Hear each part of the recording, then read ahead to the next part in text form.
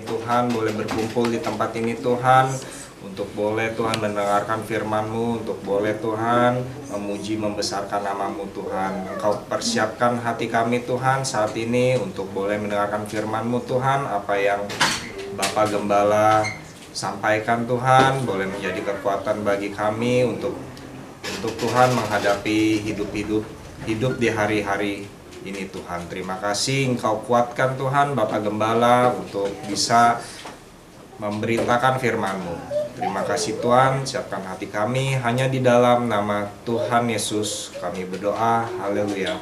Amin. Injil Matius pasal 6 ayat 9 sampai ayat 14. Silakan.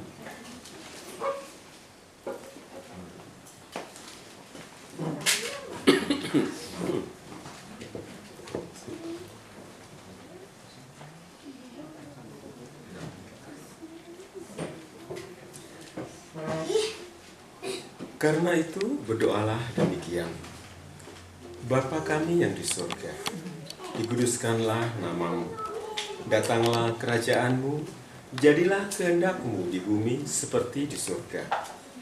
Berilah kami pada hari ini makanan kami yang secukupnya, dan ampunilah kami akan kesalahan kami, seperti kami juga mengampuni orang yang bersalah kepada kami. Dan janganlah membawa kami ke dalam pencobaan, tapi lepaskanlah kami daripada yang jahat. Karena Engkaulah yang mempunyai kerajaan dan kuasa dan kemuliaan sampai selama-lamanya. Karena jikalau kamu mengampuni kesalahan orang, Bapamu yang di surga akan mengampuni kamu juga. Tetapi jikalau kamu tidak mengampuni orang, Bapamu juga tidak akan mengampuni kesalahanmu. Injil Matius pasal 6 itu terkena pada hukum yang kelima tentang benar. Benar dalam memberi sedekah, benar dalam berpuasa, benar dalam berdoa. Tuhan Yesus ajarkan kita berdoa, Bapa kami. Karena itu berdoalah demikian, Bapa kami yang di surga. Itu doa yang diajarkan Tuhan. Kita bisa selalu berdoa seperti itu, tapi tentu lain situasi. Kalau waktu makan kita berdoa Bapa kami kan lain. Waktu tidur Bapa kami itu suatu doa yang khusus diajarkan kepada sidang jemaat. Pada ayat yang ke-10 dikatakan, datanglah kerajaan-Mu, jadilah kehendak-Mu di bumi seperti di surga. Jadilah kehendak-Mu di bumi seperti di surga. Tuhan Yesus mengajarkan doa untuk supaya kita selalu ingat akan kehendak daripada Bapa. Jadilah kehendak-Mu di bumi seperti di surga. Surga penuh dengan orang-orang yang melakukan kehendak Tuhan. Firman Allah berkata, bukan orang yang berseru Tuhan, Tuhan itu masuk ke dalam kerajaan surga, melainkan dia yang melakukan kehendak Bapa-Ku yang di surga. Injil Matius pasal 7 ayat 21 sampai 23.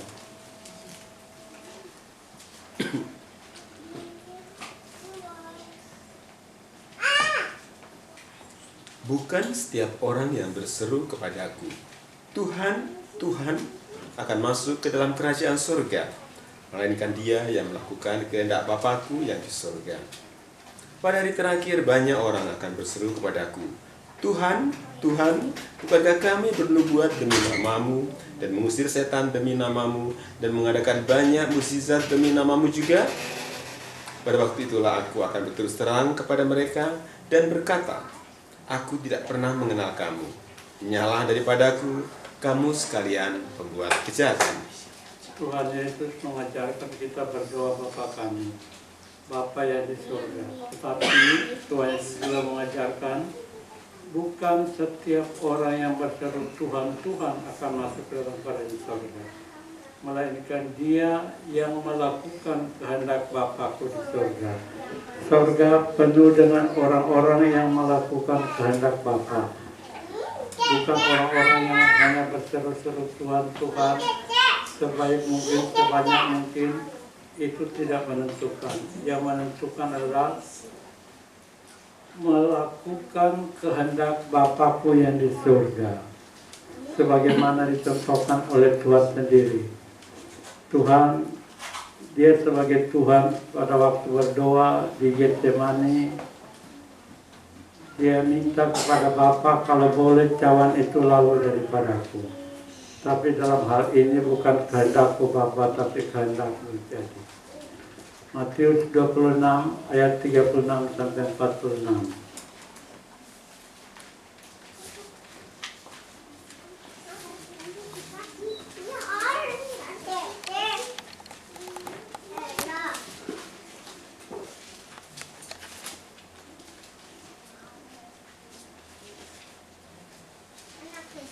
Maka sampailah Yesus bersama-sama muridnya ke suatu tempat yang bernama Getsemani. Lalu ia berkata kepada muridnya, "Duduklah di sini, sementara aku pergi ke sana untuk berdoa." Dan ia membawa Petrus dan kedua anak Zebedeus sertanya. Maka mulailah ia merasa sedih dan gentar. Lalu katanya kepada mereka, "Hatiku sangat sedih, seperti mau mati rasanya. Tinggallah di sini dan berjaga-jagalah dengan aku." Maka ia maju sedikit, lalu sujud dan berdoa katanya, "Ya Bapakku, jikalau sekiranya mungkin, biarlah cawan ini lalu daripadaku. Tetapi janganlah seperti yang ku kehendaki, melainkan seperti yang Engkau kehendaki." Setelah itu ia kembali kepada murid-muridnya itu dan mendapati mereka sedang tidur. Dan ia berkata kepada Petrus, "Tidakkah kamu sanggup berjaga-jaga 1 jam dengan aku? Berjaga-jagalah dan berdoalah supaya kamu jangan jatuh ke dalam pencobaan. Roh memang penurut, tetapi daging lemah." Lalu ia pergi untuk kedua kalinya dan berdoa katanya, "Ya Bapakku, jikalau cawan ini tidak mungkin lalu, kecuali apabila aku meminumnya, jadilah kehendak-Mu." Dan ketika ia kembali pulang, ia mendapati mereka sedang tidur, sebab mata mereka sudah berat. Ia membiarkan mereka di situ lalu pergi dan berdoa untuk ketiga kalinya dan mengucapkan doa yang itu juga. Sesudah itu ia datang kepada murid-muridnya dan berkata kepada mereka, "Tidurlah sekarang dan istirahatlah. Lihat, saatnya sudah tiba bahwa Anak Manusia diserahkan ke tangan orang-orang berdosa. Bangunlah, marilah kita pergi. Dia yang menyerahkan aku sudah dekat." Di Getsemani, Tuhan Yesus mengajarkan berdoa.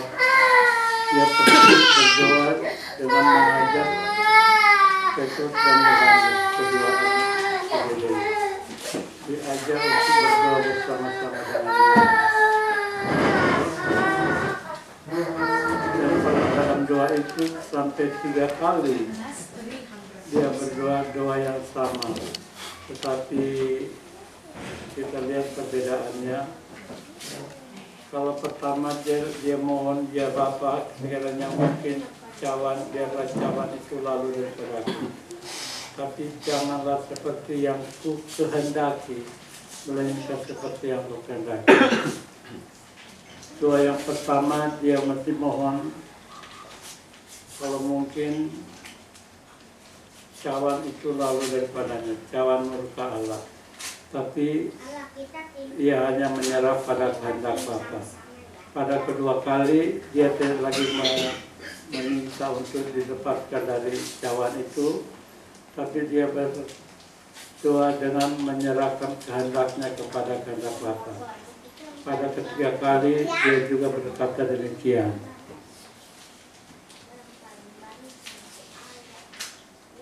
Tuhan Yesus katakan, "Tetapi janganlah seperti yang kuhendaki." Tuhan Yesus mengajarkan kepada murid-murid untuk menyerahkan segala sesuatu kepada kehendak Tuhan. Dia menjadi contoh daripada kehidupan yang melakukan kehendak Bapa. Rasul Paulus berkata pada sidang jemaat Ibrani, pengalaman daripada Tuhan Yesus ketika sedang berdoa. Tuhan Yesus mengajarkan doa, sungguh aku datang, kata Tuhan.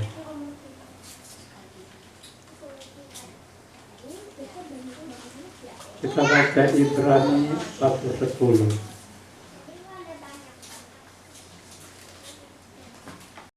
Ibrani pasal 10 ayat 5 sampai ayat 7.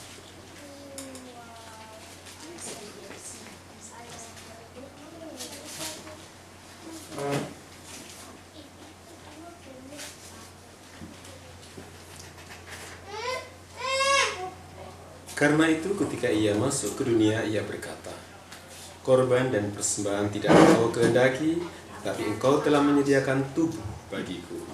Kepada korban bakaran dan korban penghapus dosa engkau tidak berkenan. Lalu aku berkata, sungguh aku datang, dalam gulungan kitab ada tertulis tentang aku, untuk melakukan kehendak-Mu, ya Allahku. Dalam gulungan kitab ada tertulis tentang aku, tentang Yesus, yaitu dikatakan untuk melakukan kehendak-Mu, ya Bapa, ya Allahku. Tuhan Yesus sudah dicontoh dari kehidupan yang menurut melakukan kehendak Bapa, bukan berseru Tuhan, Tuhan. Tapi yang masuk dalam kerajaan surga adalah mereka yang melakukan kehendak Bapa.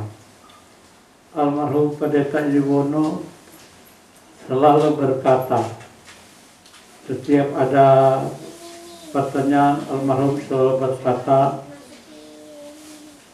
kita ingat akan doa dari Tuhan Yesus, Bapa, kehendak-Mu yang jadi. Jadi kita selalu harus menunggu kehendak Tuhan dalam melakukan segala sesuatu, supaya jangan kita melakukan kehendak kita, tapi kita selalu berdoa supaya dalam segala tindakan, perbuatan, perkataan kita ada bermaksud melakukan kehendak-Mu, ya Bapa.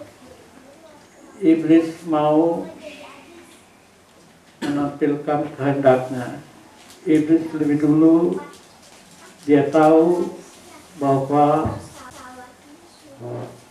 Tuhan mengajarkan melakukan kehendak Bapa, dan dia menampilkan dirinya untuk melakukan kehendaknya, kehendak daripada iblis.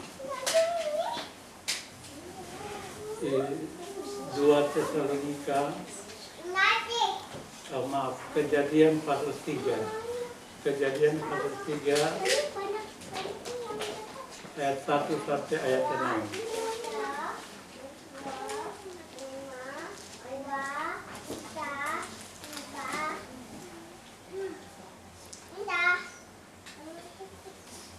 Adapun ular ialah yang paling cerdik dari segala binatang di darat yang dijadikan oleh Tuhan Allah.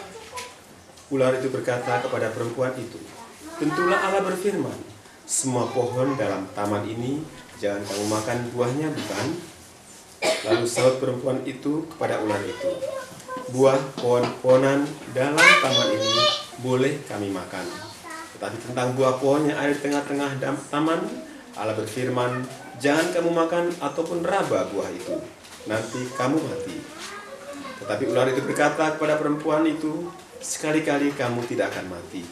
Tapi Allah mengetahui bahwa pada waktu kamu memakannya, matamu akan terbuka, dan kamu akan menjadi seperti Allah, tahu tentang yang baik dan yang jahat. Perempuan itu melihat bahwa buah pohon itu baik untuk dimakan dan sedap kelihatannya. Lagi pula pohon itu menarik hati karena memberi pengertian. Lalu ia mengambil dari buahnya dan dimakannya, dan diberikannya juga kepada suaminya yang bersama-sama dengan dia, dan suaminya pun memakannya. Dikatakan oleh firman Allah, ular ialah yang paling cerdik dari segala binatang. Ular binatang paling cerdik dari segala binatang. Dan ular itulah yang menipu Hawa, membalikan perkataan firman Allah. Iblis sangat pandai dalam melakukan itu. Pengajaran sesat dimulai dengan mengubah firman Allah menjadi tidak menjadi kenyataan. Firman Allah selalu dinyatakan oleh Tuhan, tapi iblis dia berusaha merubah atau membalikkan firman itu. Sebab itu dalam kehidupan kita harus berhati-hati. Tidak perlu untuk berbantah-bantah dengan firman. Sebab bukan orang yang berkata-kata Tuhan itu masuk kerajaan surga, tapi orang yang melakukan kehendak Bapa. Jadi kita siap selalu mendengar firman Tuhan untuk mengerti apa menjadi kehendak Bapa.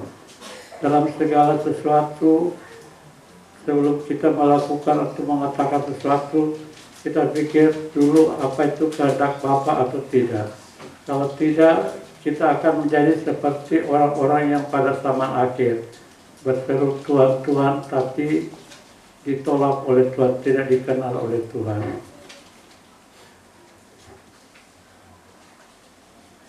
Iblis begitu pakar di dalam membelokkan firman Allah. Tapi itu kita lihat sekarang banyak orang terpengaruh dengan kata-kata daripada manusia. Kita harus perhatikan firman Allah dengan benar supaya kita melakukan juga benar. Arti keris ialah bahkan bukan saja menampilkan dirinya, tetapi dia bahkan akan menjadikan dirinya seperti Allah untuk disembah. 2 Tesalonika 2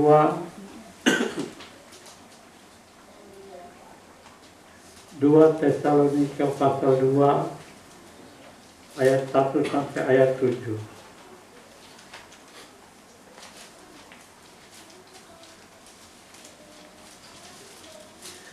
Tentang kedatangan Tuhan kita Yesus Kristus dan terhimpunnya kita dengan Dia, kami minta kepadamu, saudara-saudara, supaya kamu jangan lekas bingung dan gelisah, baik oleh ilham roh maupun oleh pemberitaan atau surat yang dikatakan dari kami, seolah-olah hari Tuhan telah tiba.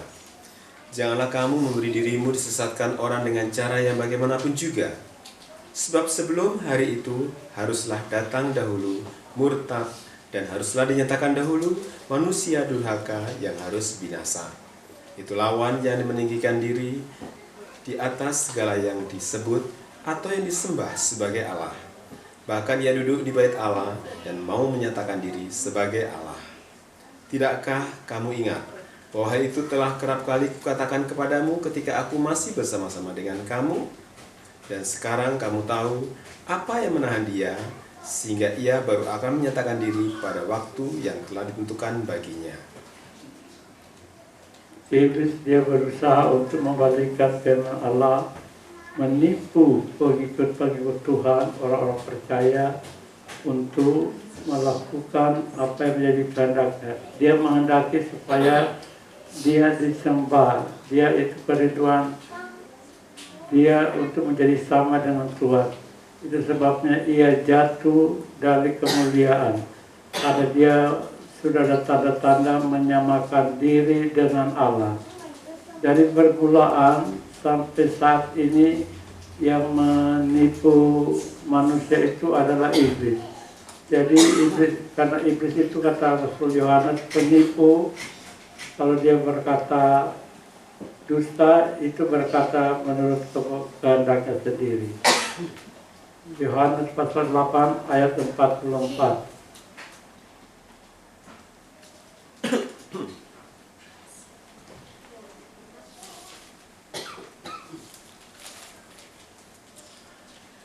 Iblislah yang menjadi bapamu dan kamu ingin melakukan keinginan-keinginan bapamu.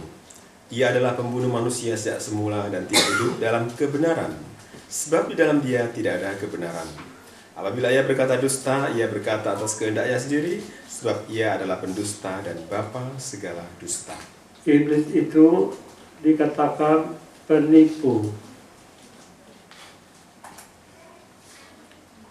Iblis itu mengatakan kepada orang Farisi ahli Taurat, iblis yang menjadi bapamu dan kamu ingin melakukan keinginan-keinginan bapakmu.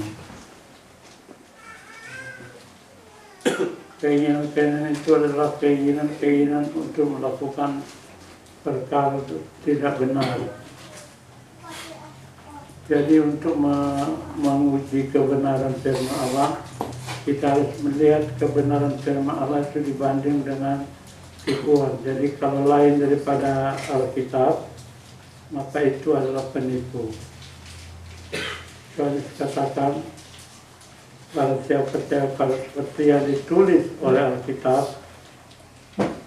dialah yang melakukan kehendak Bapa.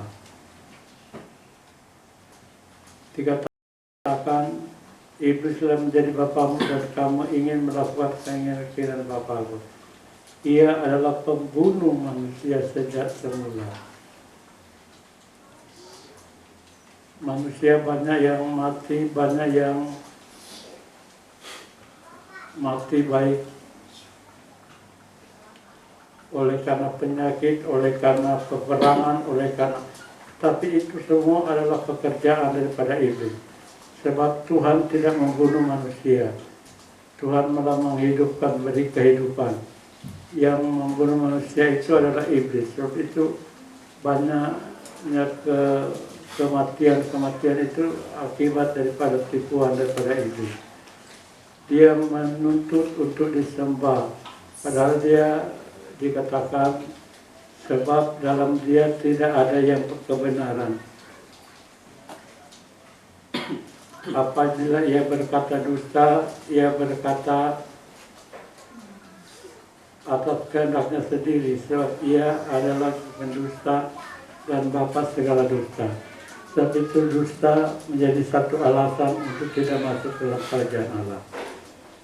Dusta itu lawan daripada kebenaran. Kita baca Wahyu pasal Wahyu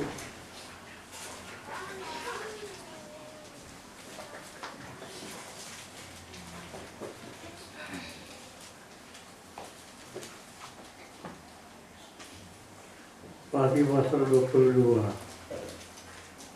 Wahyu pasal Wahyu 21 ayat 8.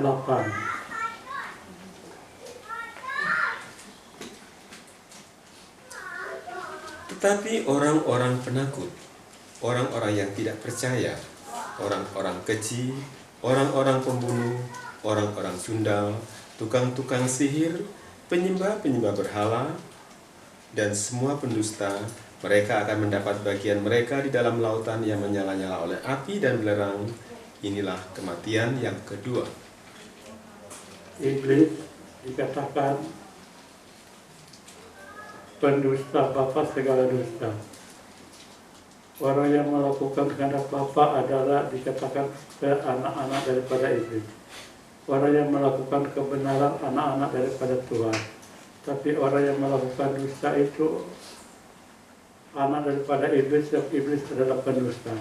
Dan dusta menjadi satu alasan tidak masuk dalam kemuliaan dalam kerajaan surga. Ayat 27. Tetapi tidak akan masuk ke dalamnya sesuatu yang najis atau orang yang melakukan kekejian atau dusta, tetapi hanya mereka yang namanya tertulis di dalam kitab kehidupan anak domba itu. Dikatakan oleh firman Allah, dusta itu sejajar dengan kekejian, sejajar dengan kenajisan, dan orang melakukan kekejian dan dusta. Kenajisan, dusta itu sejajar dengan kenajisan. Kalau seorang bercerai, itu karena ada dusta. Firman Allah berkata, perbuatan yang najis, orang meninggalkan istrinya dan kawin dengan perempuan lain, itu bukti ada dusta. Dan orang demikian tidak masuk ke dalam kerajaan surga. Dusta menjadi satu alasan orang tidak mendapat bagian dalam kerajaan surga. Itu adalah pekerjaan iblis. Kita diajarkan oleh firman Allah untuk melakukan apa yang benar, sebagaimana Tuhan katakan. Wahyu 22 ayat 11. Barang siapa yang berbuat jahat, biarlah ia terus berbuat jahat. Barang siapa yang cemar, biarlah ia terus cemar. Dan barang siapa yang benar, biarlah ia terus berbuat kebenaran. Barang siapa yang kudus, biarlah ia terus menguduskan dirinya. Sebab itu kita yang hidup benar, melakukan kebenaran, kita yang suci melakukan kesucian, terus bertambah suci. Benar bertambah benar. Tidak ada sedikit pun dusta. Jangan mengikuti dusta apapun itu kekejian bagi Tuhan. Ayat 12. Sesungguhnya aku datang segera dan aku membawa upahku untuk membalaskan kepada setiap orang menurut perbuatannya. 13. Aku adalah Alfa dan Omega, yang pertama dan yang kemudian, yang awal dan yang akhir. Kita masih ada kesempatan untuk melakukan yang benar. Dikatakan oleh firman Allah, berbahagia mereka yang membasuh jubahnya. Membasuh jubahnya itu melakukan perbuatan yang benar. Ayat 14. Berbahagialah mereka yang membasuh jubahnya. Mereka akan memperoleh hak atas pohon-pohon kehidupan dan masuk melalui pintu-pintu gerbang ke dalam kota itu. Ayat 15. Tetapi anjing-anjing dan tukang-tukang sihir, orang-orang sundal, orang-orang pembunuh, penyembah-penyembah berhala dan setiap orang yang mencintai dusta dan yang melakukannya tinggal di luar. Dikatakan setiap orang yang mencintai dusta dan melakukannya itu tinggal di luar. Itu disamakan dengan anjing-anjing. Kata Petrus, anjing-anjing itu adalah kenajisan. Kenajisan yang dilakukan manusia itu disamakan dengan dusta. Dan memang dalam kenajisan ada tanda dusta. Pembunuh, penyembah berhala, itu disamakan dengan dusta. Orang-orang itu tinggal di luar. Ayat 16. Aku, Yesus, telah mengutus malaikatku untuk memberi kesaksian tentang semuanya ini kepadamu bagi jemaat-jemaat. Aku adalah Tunas, yaitu keturunan Daud, bintang timur yang gilang gemilang. 17. Roh dan pengantin perempuan itu berkata, marilah. Dan barang siapa yang mendengarnya, hendaklah ia berkata, marilah. Dan barang siapa yang haus, hendaklah ia datang. Dan barang siapa yang mau, hendaklah ia mengambil air kehidupan dengan cuma-cuma. Itu sebabnya kita selalu berkata yang benar. Seringkali manusia takut akan sesuatu, maka dengan cepat berdusta. Padahal dikatakan tegas oleh firman Allah, orang yang melakukan mencintai dusta itu tinggal di luar. Dusta nampaknya biasa, tapi itu menjadikan seseorang tinggal di luar, tidak masuk dalam kemuliaan. Rasul Yohanes mengatakan tentang antikris. Kita baca 1 Yohanes 2 ayat 18 sampai 23. 1 Yohanes pasal 2 ayat 18 sampai 23.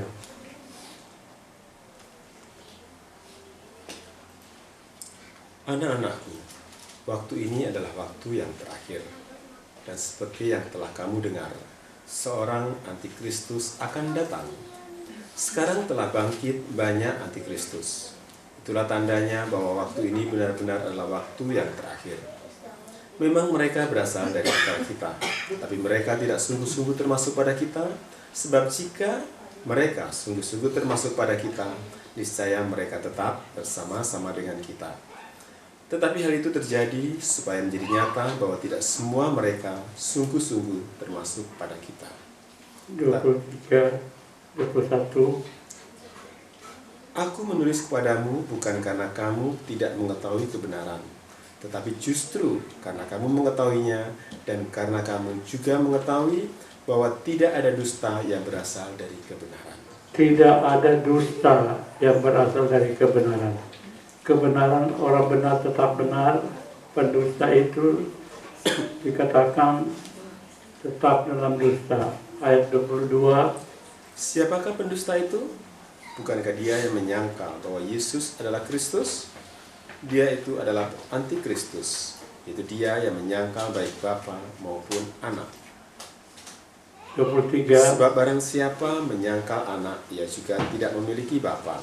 Barang siapa mengaku Anak, ia juga memiliki Bapa. Dan kamu, apa yang telah kamu dengar dari mulanya, itu harus tetap tinggal di dalam kamu. Jika apa yang telah kamu dengar dari mulanya itu tetap tinggal di dalam kamu, maka kamu akan tetap tinggal di dalam Anak dan di dalam Bapa. 25. Dan inilah janji yang telah dijanjikannya sendiri kepada kita, yaitu hidup yang kekal. Hidup yang kekal baik kehidupan yang benar. Dia mengaku tentang Bapa dan Anak.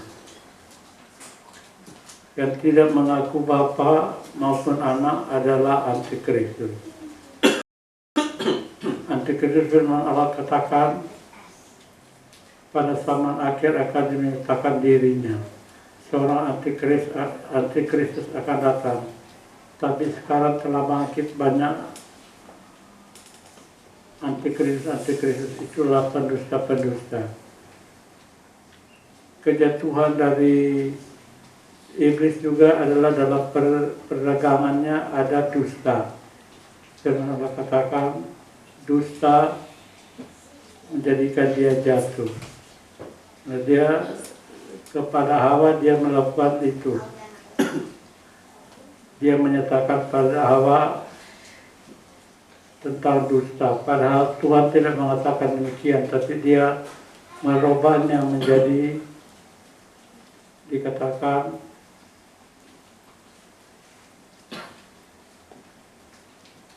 tapi ular itu berkata kepada perempuan itu, sekali-kali kamu tidak akan mati, tapi Allah mengetahui bahwa pada waktu kamu memakannya, matamu akan terbuka dan kamu akan menjadi seperti Allah, tahu tentang yang baik dan yang jahat. Itu tipuan daripada iblis. Terus itu kita harus berhati-hati. Bukan dikatakan bukan kehendakku kata Bapa, tapi kehendak Bapa yang menjadi ukuran keselamatan seseorang. Rasul Injil Matius mengatakan, kita sudah baca tadi Matius 7 tentang bukan orang yang berseru kepadaku Tuhan, Tuhan akan masuk dalam kerajaan surga, melainkan dia yang melakukan kehendak Bapa-Ku yang di surga. Dan itu dalam melakukan segala sesuatu dalam kehidupan kita, kita harus selalu mengukur dengan kebenaran firman. Karena melakukan sesuatu tidak sesuai dengan firman, itu adalah dusta. Dan dusta tidak masuk dalam kerajaan surga. Sebab itu, iblis dicampakkan dari kemuliaan kepada dunia ini karena dia menyamakan diri dengan Allah. Padahal Allah itu benar, dia itu ada dusta. Antikristus, pendusta. Tapi kita hidup jangan karena sesuatu hal kita mengatakan yang dusta. Dan dengan berdusta kita tidak masuk dalam kerajaan Allah.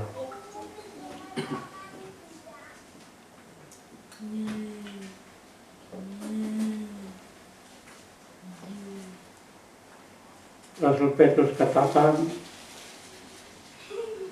kami tidak mengikuti dongeng-dongeng isapan jempol manusia. Ketika kami memberitahukan kepadamu kuasa dan kedatangan Tuhan kita. Isapan jempol manusia itu seringkali menipu manusia, itu ditandai dengan dusta. 2 Petrus 1 ayat 16.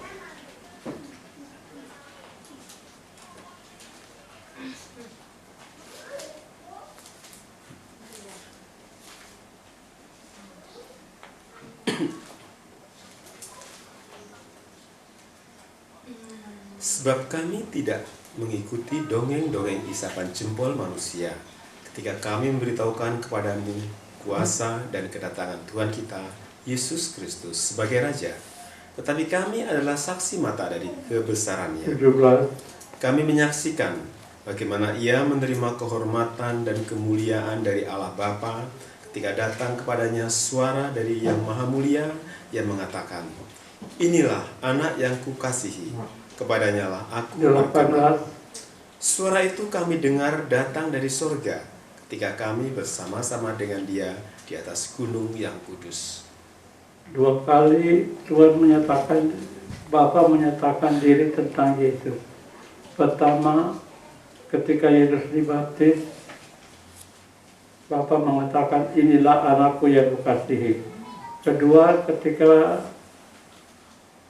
Yesus dipermuliakan di atas gunung, juga dia menyatakan dirinya, menyatakan anaknya sebagai yang dia kasihi. Pertama, dia menyatakan, Bapa menyatakan anaknya ketika Yesus dibaptis. Matius pasal 3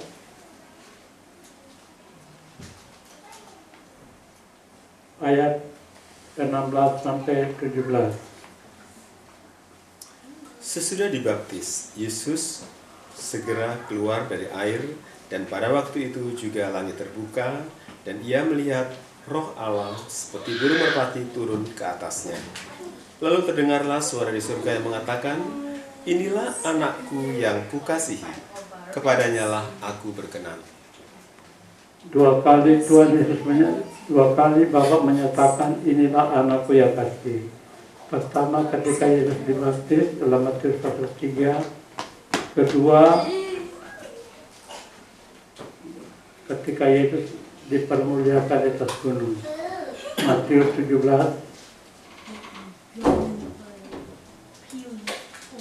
kita baca ayat pertama sampai dengan ayat 8.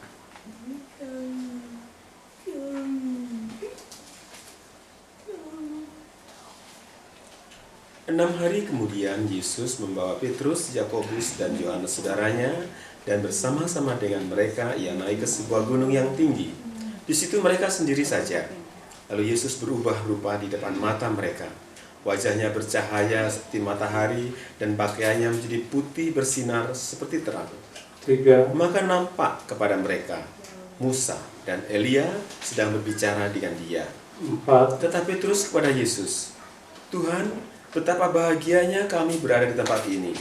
Jika Engkau mau, biarlah kudirikan di sini 3 kemah. 1 untuk Engkau, 1 untuk Musa, dan 1 untuk Elia.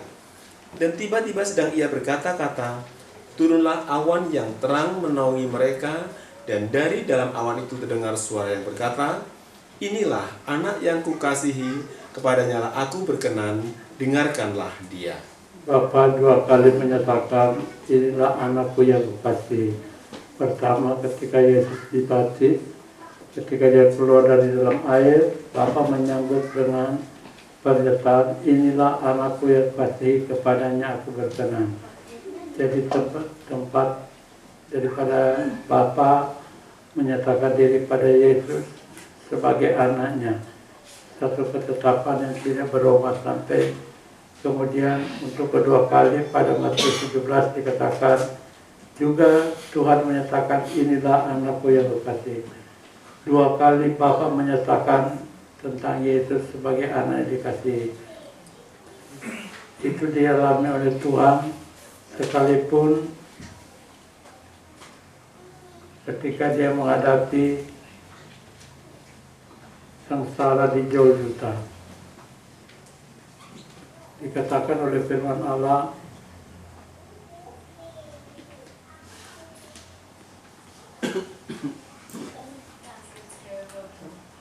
dikatakan baiklah ya,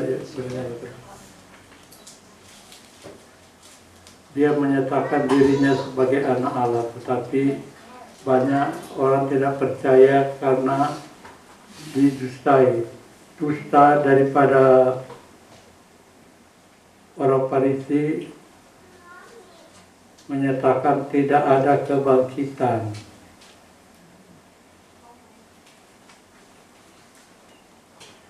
Kita baca Matius 28 ayat 11 sampai ayat 15.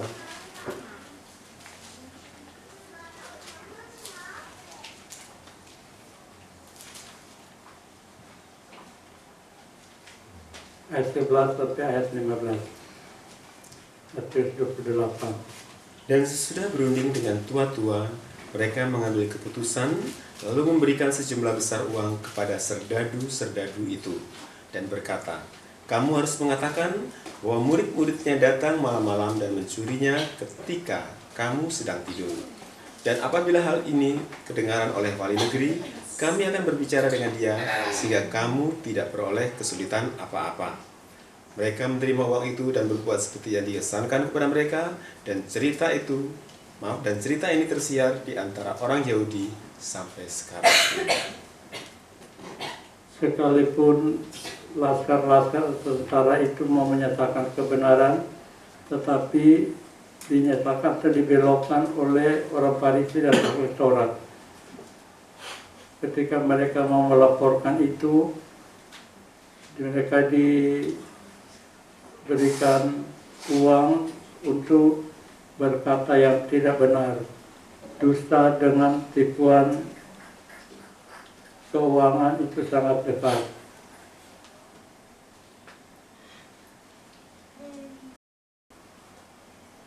Mereka berkata, kamu harus mengatakan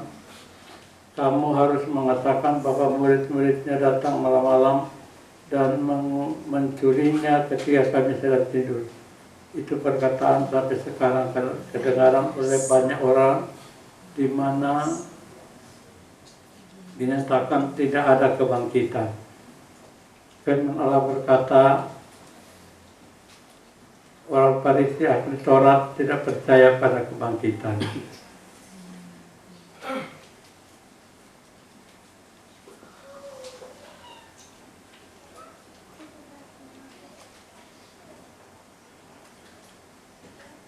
Orang Farisi ahli Taurat itu membelokkan kebenaran. Laskar-laskar mengatakan kebenaran, tapi ditipu oleh ahli Taurat dan orang Farisi. Ahli Taurat dan orang Farisi ini adalah tanda-tanda dari kehidupan rohani, tapi ada tanda dusta. Jangan ada dusta di antara kita. Karena Allah berkata, berkatalah benar seorang kepada yang lain.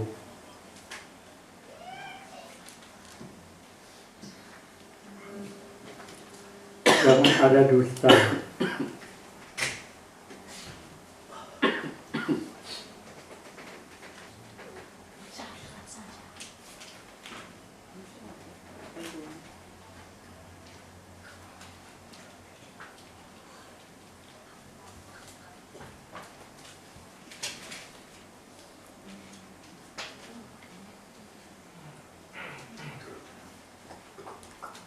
Dusta itu yang menyebabkan seseorang tidak masuk dalam kerajaan surga.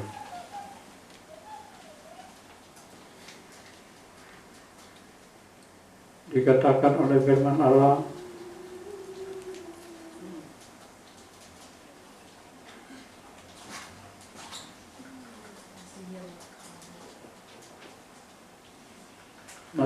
Satu Korintus pasal 16, kita baca 1 Korintus 16 ayat 17.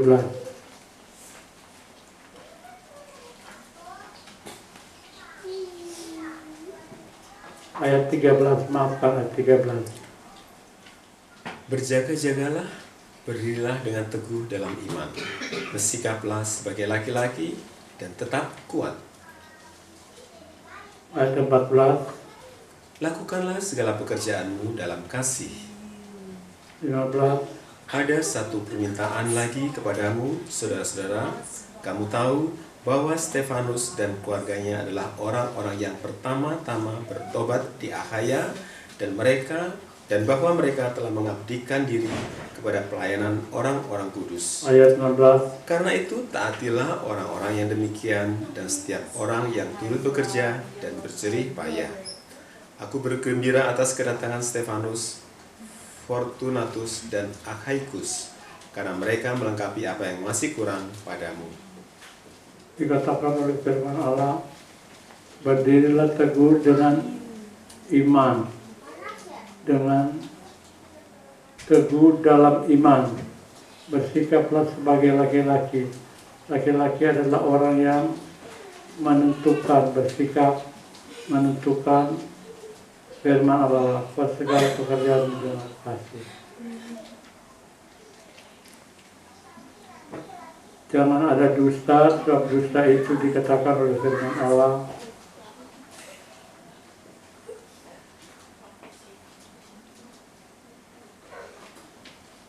Seringkali manusia itu karena mencari hormat dari manusia, dia berdusta. Padahal hormat manusia itu akan berlalu.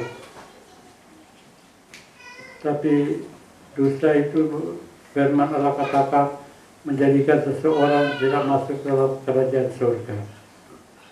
Yohanes pasal 5 ayat 41 sampai 47.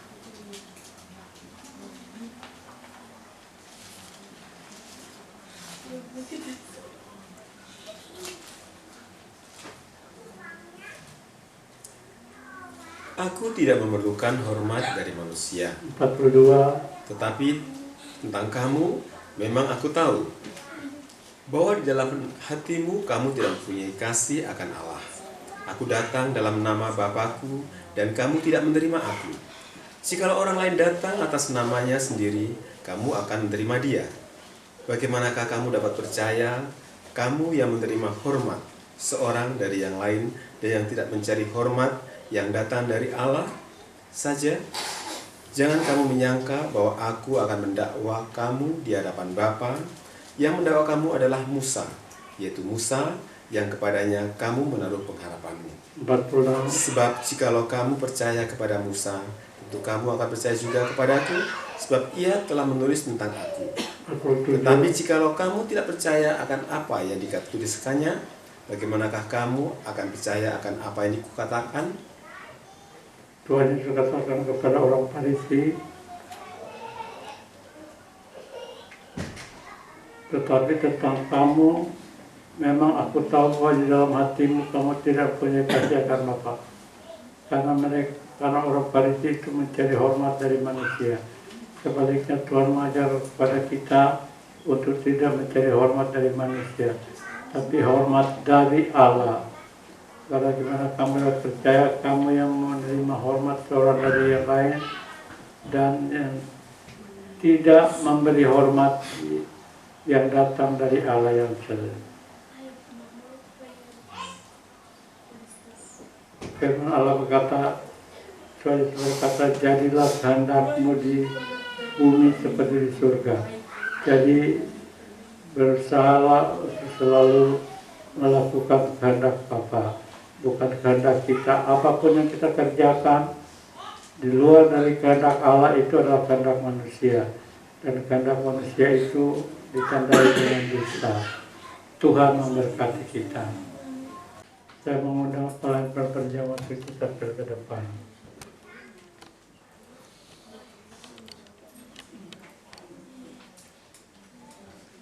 Bukan kehendakku yang jadi, doa Yesus ini.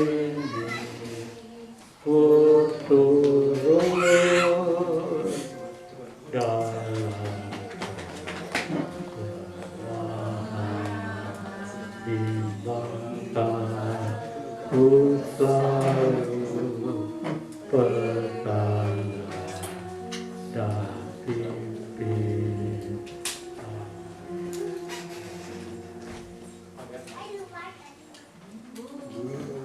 Kita berpuji dulu.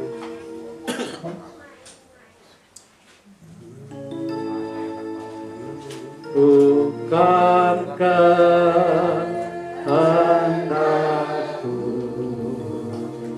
yang jadi, doa Yesus ini ku turut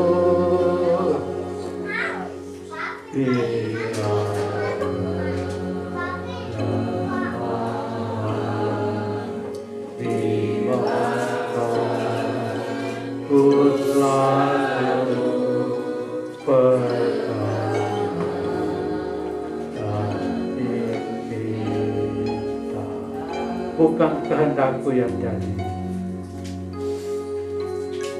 bukan kehendakku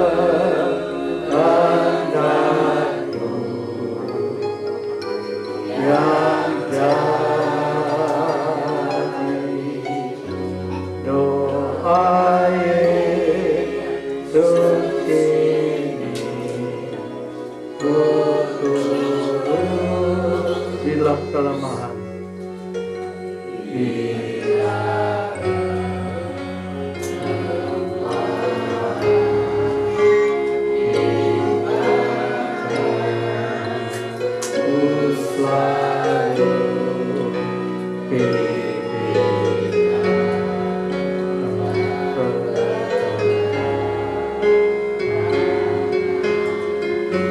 Bukan kehendakku yang jadi,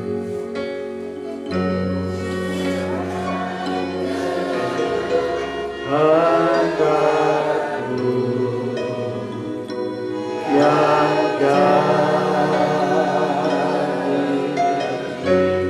doa Yesus ini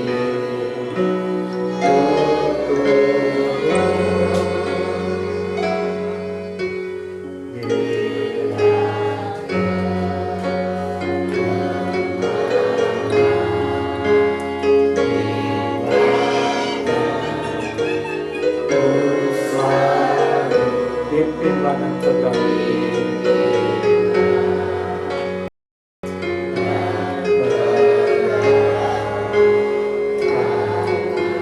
Musik saja.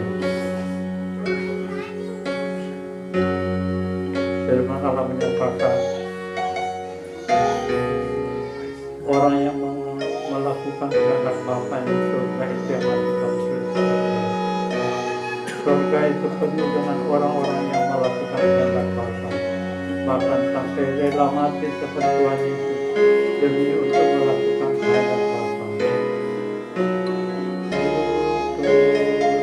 Bila kehendak, bila kelemahan,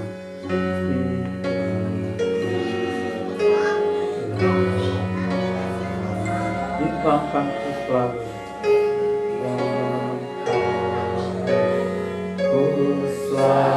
Pimpinlah dan pegang kami.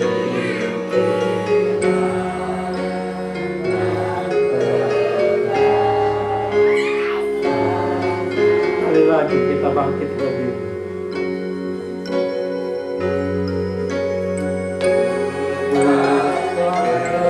Kita angkat tangan kami.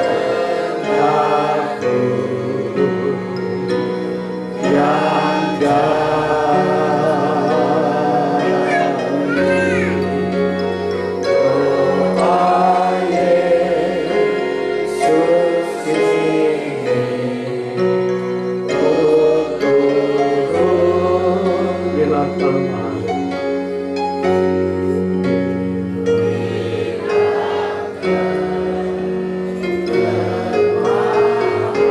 jangan ada dusta, sekalipun dalam kelemahan, jangan ada dusta.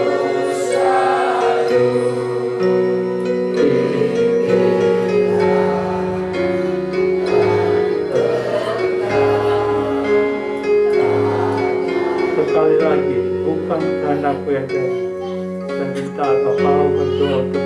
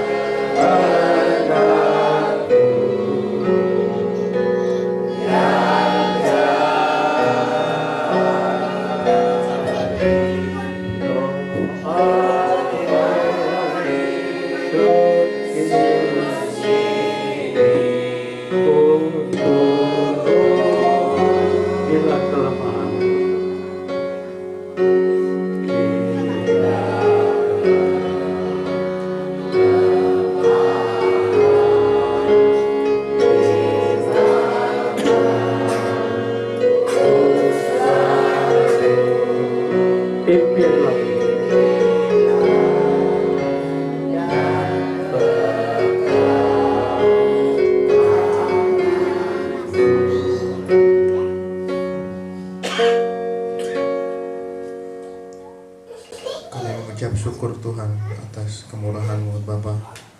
Firman yang telah dibukakan Tuhan melalui hamba-Mu Tuhan, gembala kami, Opa Tuhan, yang mengingatkan kami kembali Tuhan betapa pentingnya untuk mendepankan kehendak-Mu ya Bapa, menghindarkan dari segala godaan-godaan yang bukan daripada-Mu Tuhan, dalam kami berdoa, dalam kami hidup Tuhan.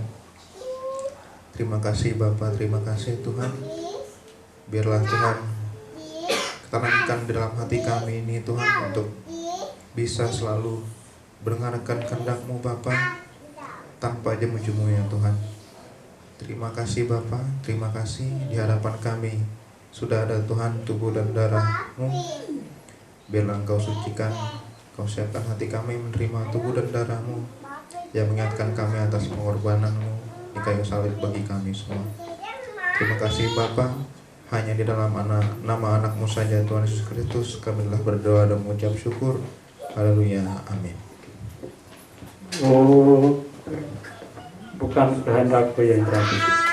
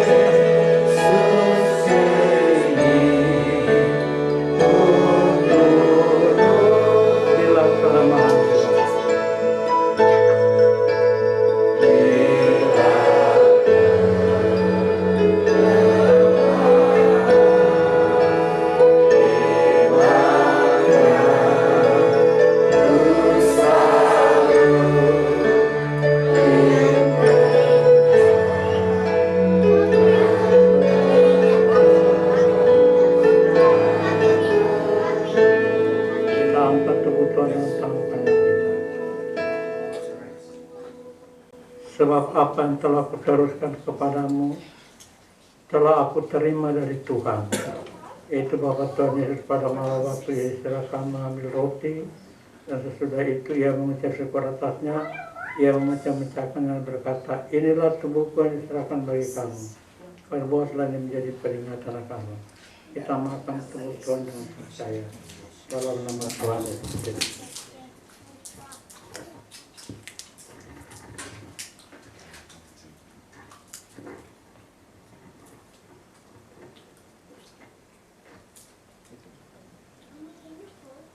Kita angkat darah Tuhan dengan tangan kita. Demikian juga ia mengambil cawan sudah makan lalu berkata, cawan inilah perjanjian baru yang diserahkan oleh darahku. Perbuatan setiap kali kamu meminumnya menjadi peringatan akan aku. Setiap kali kamu makan roti ini dan minum cawan ini, kamu memberitakan kematian Tuhan sampai ia datang. Kita minum pada Tuhan dan percaya dalam nama Tuhan Yesus.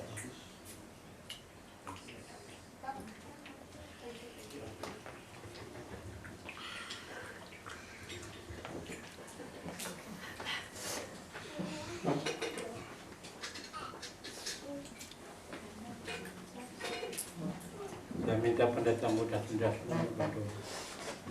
Haleluya, haleluya.